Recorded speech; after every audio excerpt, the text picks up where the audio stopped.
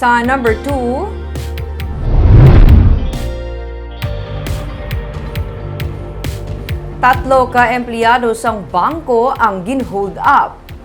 Malapit 30,000 pesos nga cash ang nakuha tanan sa tatlo ka mga empleyado sang microfinance bank matapos nga gin-hold up sang Miyerkules sa dalan sa barangay Hilamunan sa Kabankalan. Sa investigasyon sa Kabankalan PNP, ang tatlo ka biktima ang nagasakay sa ila ginarkilahan nga tricycle sang Gulpi lang may maghaboy sa mga dahon sang tubo sa dalan.